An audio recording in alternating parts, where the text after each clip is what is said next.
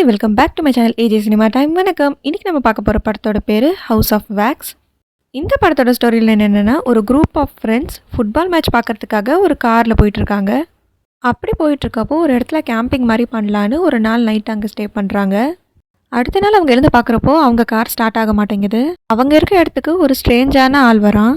அவங்ககிட்ட ஹெல்ப் கேட்டு பக்கத்தில் இருக்க ஊருக்கு அவனோட வண்டியிலே ஹீரோயின் மட்டும் மெக்கானிக் ஷாப்புக்கு போகிறாங்க. மற்ற எல்லாரும் அங்கேயே தங்கியிருக்காங்க. அந்த ஊரை பார்க்க நார்மலாக தெரிஞ்சாலும் போக போக அங்கே ஏதோ ஒரு விஷயம் வியர்டாக இருக்கிறத ஹீரோயின் உணர்றா. அங்கே ஒருத்தன் நான் உங்களுக்கு ஹெல்ப் பண்ணுறேன், என்கிட்ட அந்த காரோட பார்ட்ஸ் இருக்குன்னு சொல்லி இவங்களை வீட்டுக்கு கூப்பிட்டு போகிறான்.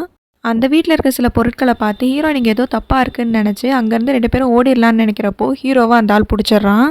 ஹீரோயின் நிறைய ட்ரை பண்ணி அவங்ககிட்ட தப்பிக்க பார்ப்பா. ஆனால் அவளும் அவங்ககிட்ட மாட்டிக்கிட்டா. ஆக்சுவலாக அந்த இடத்துல என்ன பண்ணுறாங்கன்னா, மனுஷங்களெல்லாம் உயிரோட மெழுகு பொம்மையாக மாற்றி அவங்கள கொண்டுடுவாங்க. அப்படியே அவங்கள ஒரு பொம்மை மாதிரி ஊரில் எல்லா இடத்துலையுமே வச்சுருப்பாங்க. இந்த ஊரில் இருக்கிறதே இவங்க மட்டும்தான். மற்ற எல்லாரையும் அவங்க கொன்று ஒரு மெழுகு ஸ்டாச்சுவாக ஆக்கி தான் எல்லா இடத்துலையுமே வச்சுருக்காங்க. ஹீரோயினை அந்த வில்லன் ஒரு பேஸ்மெண்ட்டில் கட்டி போட்டு வச்சுருக்கான். அந்த குரூப் ஆஃப் ஃப்ரெண்ட்ஸில் ஹீரோயினோட அண்ணனும் இருப்பான். ஹீரோயினும் வரேன்னு சொல்லி ரொம்ப நேரம் ஆகியும் வராததுனால ஹீரோயினை தேடி அவங்க அண்ணன் இப்போ இங்கே வரான். அவங்க ஃப்ரெண்ட்ஸையும் விடாமல் லைனாக எல்லாரையுமே இந்த வில்லன் கொண்டுட்டு வரான். இப்போ பேலன்ஸ் இருக்கிறது அண்ணனும் தங்கச்சியும் மட்டும்தான். இவங்க இந்த இடத்துலேருந்து உயிரோடு தப்பிச்சாங்களா இல்லையா அப்படிங்கிறது தான் இந்த படத்தோட கதை.